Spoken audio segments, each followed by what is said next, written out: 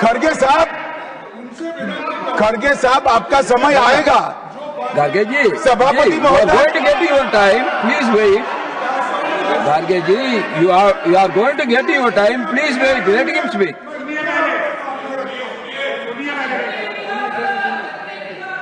मान्यवर, 50वें पड़ाव पर वंदे मातरम को सीमित कर दिया गया। वहीं से तुष्टीकरण की शुरुआत हुई और वो तुष्टीकरण जाकर देश के विभाजन में मान्यवर, मेरे जैसे कई लोगों का मानना है कांग्रेस पार्टी को पसंद आए ना आए, अगर वंदे मातरम के तुष्टीकरण की नीति के तहत 2 टुकड़े न करते तो देश का बंटवारा नहीं होता, आज देश पूरा होता। मान्यवर, 50 साल के बाद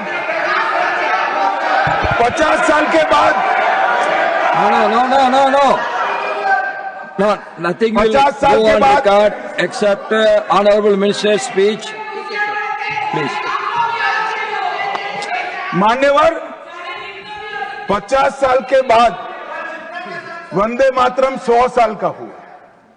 सबको था कि 100 साल मनाए जाएंगे, 100 साल मनाए जाएंगे, मगर 100 साल हुआ तब वंदे मातरम का महिमा मंडन का सवाल ही नहीं था, क्योंकि वंदे मातरम बोलने वाले जो सारे लोग थे उनको इंदिरा जी ने जेल में बंद कर दिया।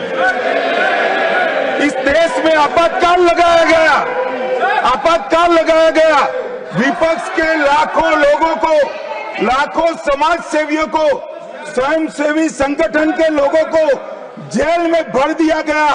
कोई कारण के बगैर अखबारों पर ताले लगा दिए गए।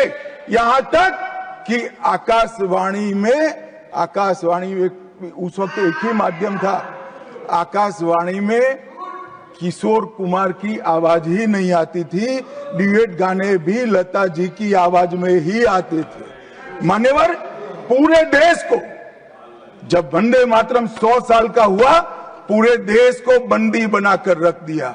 और कल 150वां साल है। 150वें साल में लोकसभा में चर्चा हुई। साहब, ये कांग्रेस पार्टी की स्थिति देखिए। जिस कांग्रेस पार्टी के अधिवेशनों की शुरुआत गुरुवर टागोर जैसे लोग वंदे मातरम गाकर कराते थे। वंदे मातरम कांग्रेस पार्टी के आजादी के आंदोलन का एक मंत्र बना था। वो वंदे मातरम के महिमा मंडन करने के लिए जब लोकसभा में चर्चा हुई, गांधी परिवार के दोनों सदस्य नदारद थे, दो में से एक भी। वंदे मातरम का विरोध आज भी जवाहरलाल नेहरू से लेकर आज के कांग्रेस के नेतृत्व तक कांग्रेस के खून के अंदर। क्या आप लोगों ने अपने पार्टी का कार्यक्रम शुरू होता, ये आपने पहले कर दिए थे? करते थे। अरे आप तो हर चीज के खिलाफ करते हो। फिर भी आपको मैं बार बार टोकना नहीं चाहता, लेकिन आपको मालूम होना चाहिए, आपका इतिहास ये है कि आप हमेशा देशभक्ति के गाने को, आजादी को और आजादी के लड़ाई के खिलाफ आप थे। कभी भी आप उसके फेवर में नहीं। सर, महात्मा गांधी ने जब 1921 में असहयोग आंदोलन, नॉन कोऑपरेशन मूवमेंट छेड़ा, तो लाखों कांग्रेसी स्वतंत्रता सेनानी भारत माता की जय, महात्मा गांधी की जय और वंदे मातरम का नारा लगाते हुए जेल जा रहे थे। आप क्या कर रहे थे? ब्रिटिशों के पास नौकरी कर रहे थे। निकाल के देखो। अरे, और आप हमको देशभक्ति सिखाते हो, हमको पैट्रियोटिज्म सिखाते हो। अरे, पहले तो आप पैट्रियोटिज्म के नाम से डरते थे और सिर्फ सेवा करना ब्रिटिशरों का जानते थे। इसीलिए अरे माफीनामा पिलाता हूँ बाद में, वो तो उनके गुरु का है। सभापति जी, मैं कहना चाहूंगा कि पीएम मोदी जवाहरलाल नेहरू जी का अपमान करने का कोई मौका नहीं छोड़ते और वैसा ही होम मिनिस्टर नहीं छोड़ते, क्योंकि उनके पीछे पीछे है ना, वो आगे आगे इन्हों पीछे पीछे। तो नेचुरली ये हमेशा कि इसीलिए वो हमेशा कांग्रेस का गिला करते हैं और हमारे पार्टी के बारे में, नेताओं के बारे में, यहाँ तक कि हर कांग्रेस के लीडर का अपमान करने का मौका नहीं छोड़ते। लेकिन मैंने प्रधानमंत्री का भाषण सुना और उन्होंने नेहरू जी पर आरोप लगाया और कहा कि 1937 में नेहरू जी के नेतृत्व में कांग्रेस पार्टी ने मूल वंदे मातरम गीत से महत्वपूर्ण पद हटा दिए थे। अभी जिसका जिक्र उन्होंने किया, यहां तक भी किया कि मुसलमानों का नाम लेके उनको डर के वो हटा दिए, ये भी कहा उन्होंने। सर, ये बातें आप अब बता रहे हैं, जब आप मुस्लिम लीग के साथ मिलकर गवर्नमेंट किए, श्यामा प्रसाद मुखर्जी और मुस्लिम लीग मिलके आपने बंगाल में जो गवर्नमेंट की, कहाँ गया था देशभक्ति? कहाँ गया था आपका देशभक्ति? कहाँ थे आप लोग? क्या देश के लिए कोई? अरे ये लोग, अरे पढ़ो, आपका इतिहास मालूम होता है। सर, प्रधानमंत्री जी ने सुभाष चंद्र बोस को नेहरू जी की चिट्ठी का, सर प्रधानमंत्री जी ने सुभाष चंद्र बोस को नेहरू जी की चिट्ठी का भी जिक्र किया। हमेशा की तरह उन्होंने फिर से सदन को गुमराह किया। प्रधानमंत्री के आरोप तथ्य से परे हैं और लोगों को भ्रमित करने वाली है। सर, सच्चाई ये है 16 अक्टूबर 1937 को नेताजी सुभाष चंद्र बोस ने गुरुदेव रविंद्रनाथ टैगोर को पत्र लिखा और उनसे पूछा कि कांग्रेस को वंदे मातरम के प्रति क्या रुख अपनाना है। ये किसने लिखा? नेताजी सुभाष चंद्र बोस। उनके बारे में भी डाउट है आपको? इसके अगले दिन 17 अक्टूबर को नेताजी ने नेहरू जी को पत्र लिखा और सुझाव दिया कि नेहरू जी को इस विषय पर गुरुदेव से व्यक्तिगत रूप से मिलना चाहिए। ये सुभाष चंद्र बोस के वाक्य है।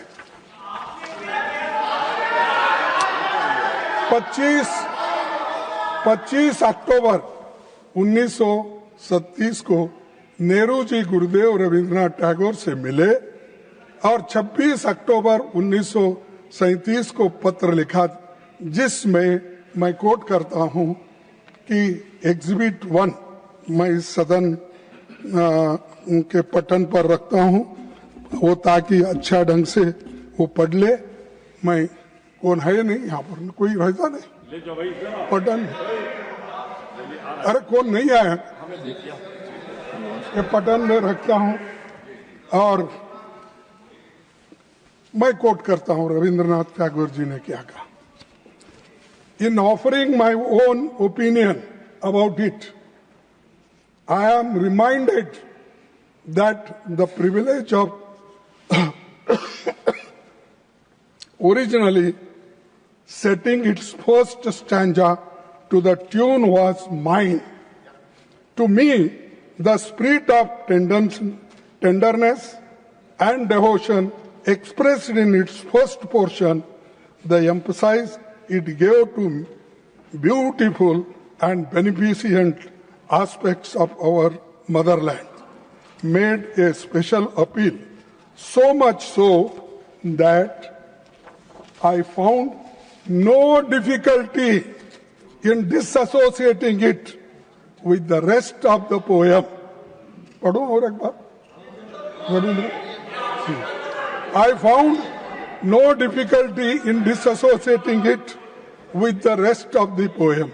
The first two stanzas are such that it is impossible for anyone to take objection to.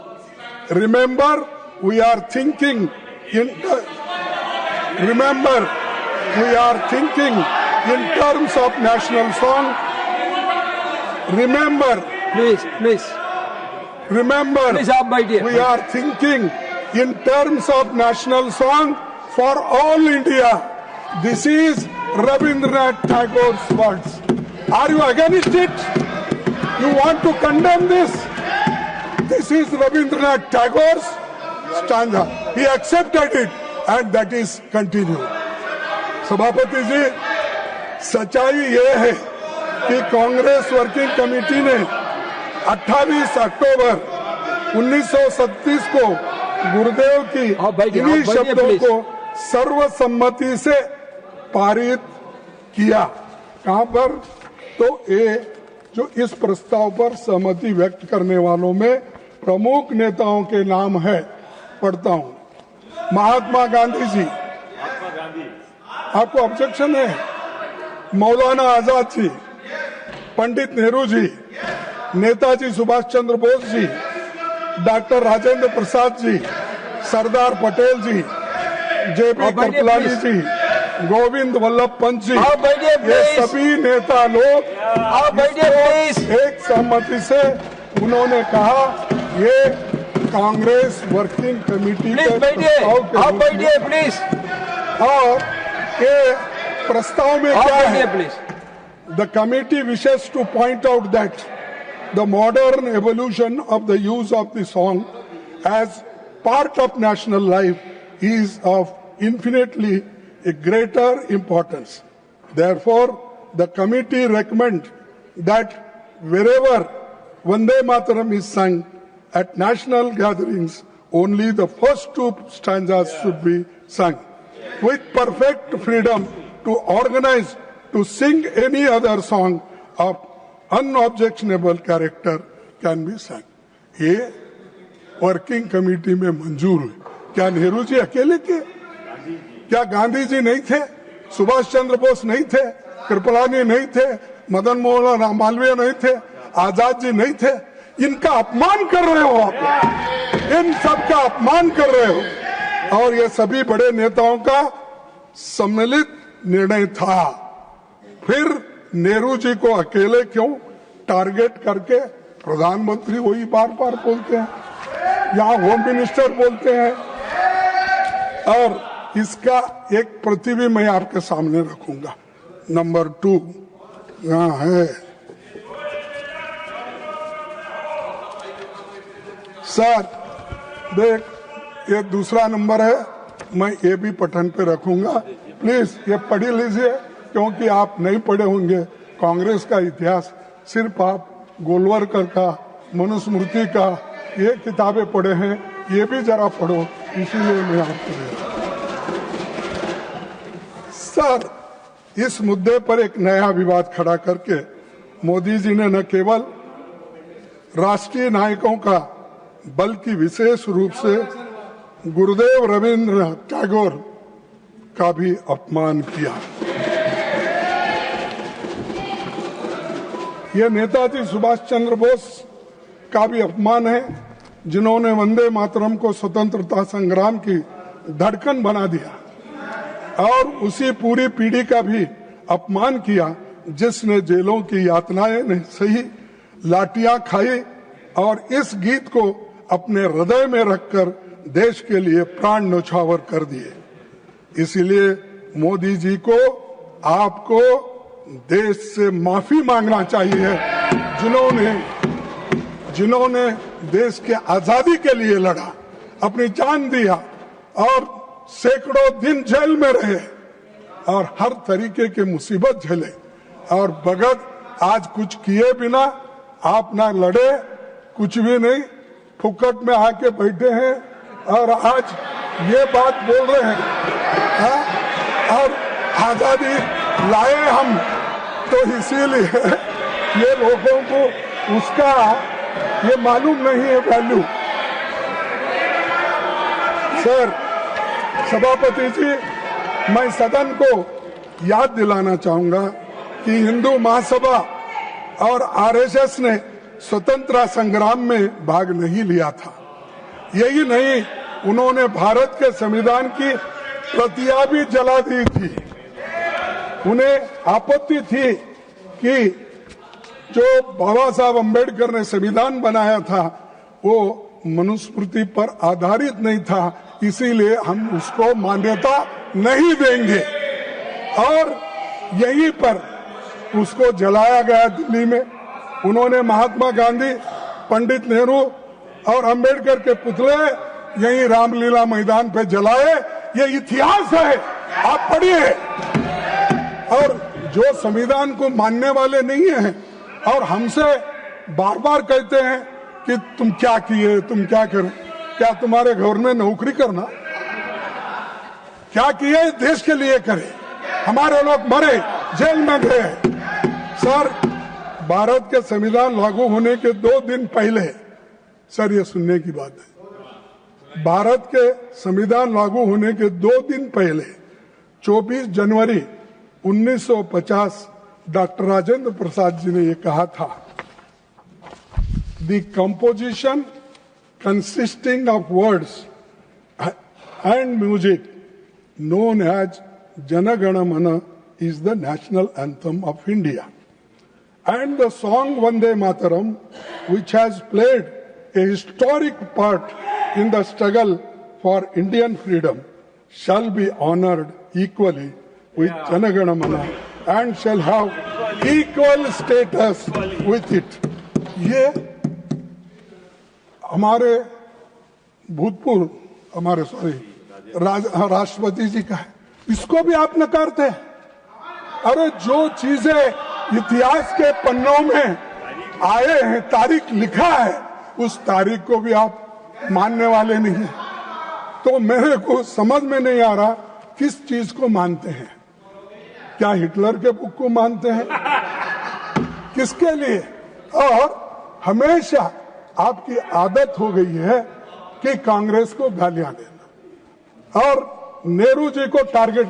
अरे नेहरू जी का इमेज खराब करने के लिए अगर आप बैठे हैं, वो नामुमकिन है, वो सबसे ऊंचा है दुनिया में उसका नाम है। अब उतना ऊंचा आप कभी नहीं बन सकते, आप नीचे है, नीचे ही रहेंगे। सभापति जी, बीजेपी के लोगों को वंदे मातरम की याद कई दशकों के बाद आई है, परंतु मैं सदन को याद दिलाना चाहता हूं कि वंदे मातरम की 100वीं सालगिरह के मौके पर वंदे मातरम पर पहला स्मारक पोस्टल स्टैंप 30 दिसंबर 1976 को श्रीमती इंदिरा गांधी जी के कार्यकाल में जारी किया गया है। वो स्टैंप भी मैं आपको दिखाता हूं, ये भी भेज दीजिए। सर, अरे आप लोग देखे नहीं भाई, जरा देख के तो देखो। मुझे अपने सार्वजनिक जीवन के शुरुआती दिनों में एक लोकप्रिय स्टैंप बहुत अच्छे से याद है। मैं उस वक्त कर्नाटक स्टेट में एजुकेशन मिनिस्टर था, तो उस वक्त ये निकाला गया। हम लोग भी वहां पर स्टेट में इसका फंक्शन करते। आपकी अनुमति से इस स्टैंप की एक प्रति दिखाना चाहता हूं। मैं अभी आपके पास भेज रहा हूं और वो आप उसको जरा देख लीजिए। ये तो इतिहास की बात थी जिसे प्रधानमंत्री जी को समझना चाहिए था। आज की चर्चा का संदर्भ वही होना चाहिए जो देशवासियों को वंदे मातरम की भावना का सही अर्थ और सम्मान समझा सके। सभापति जी, जब देश कहीं बड़ी समस्याओं जैसे आर्थिक संकट, बेरोजगारी, सामाजिक मुद्दे में से जूझ रहा है, तब भी प्रधानमंत्री की दिलचस्पी केवल चुनावी प्रचार में रहता है, ना कहीं ऐसे ध्यान भटकाने के सब चीजें इस सदन के सामने लाकर इसमें अपना समय देते हैं। सर, उन्होंने वंदे मातरम पर बहस केवल बंगाल चुनावों के ध्यान में रखकर ही की है, ये मेरा कहना है।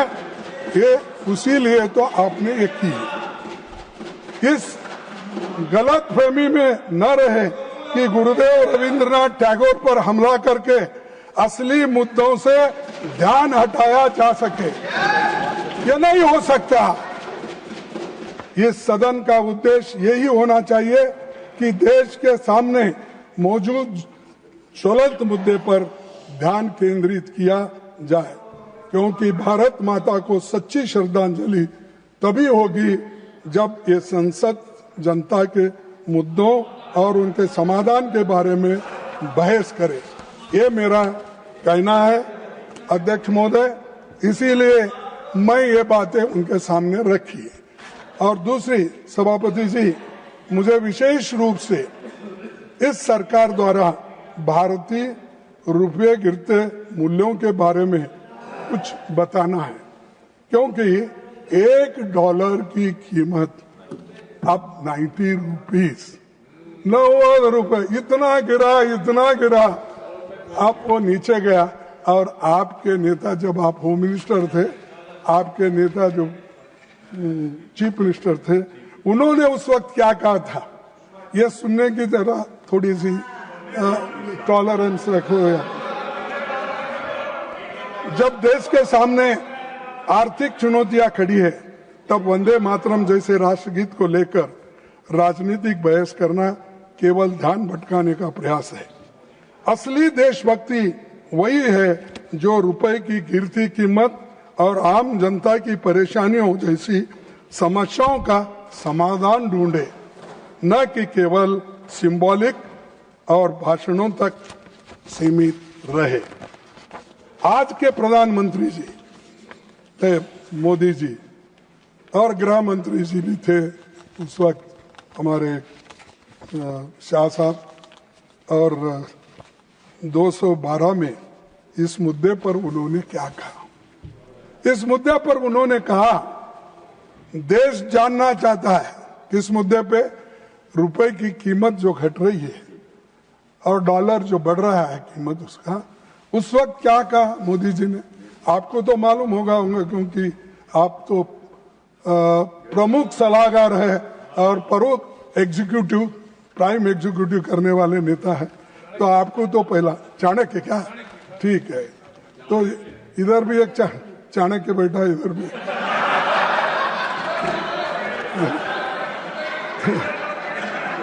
तो अरे बैठो, देश जानना चाहता है प्रधानमंत्री जी, ये उन्होंने कहा, देश जानना चाहता है। प्रधानमंत्री जी मनमोहन सिंह जी को कहते हैं, ऐसा क्या कारण है कि आज अकेला हिंदुस्तान का रुपया डॉलर के मुकाबले गिरता ही चला गया, और मैंने साफ मांग की है, यह सिर्फ आर्थिक कारणों से नहीं हुआ, ये आपकी भ्रष्ट राजनीति को दिल्ली से चली उसका इसके अंदर बहुत बड़ा रोल है। मैं बहुत गंभीरता से ये आरोप कर रहा हूं। क्या आपके पास भी ऐसा ही हुआ? आप भी भ्रष्ट हैं? आप तो बोलते मैं पाक हूं, स्वच्छ हूं, कहाँ है? ये दर्शाता है आप आज पूरे हिंदुस्तान, पहले जो था उससे बदतर हो गई आपकी गवर्नमेंट, और आज जो उस वक्त 55-60 रुपए था, आज 90 रुपए। अरे गिर गया, इतना गिर गया, वो हिमालय से नीचे गिरने के बाद आदमी के टुकड़े भी नहीं मिलते, वैसा हो गया।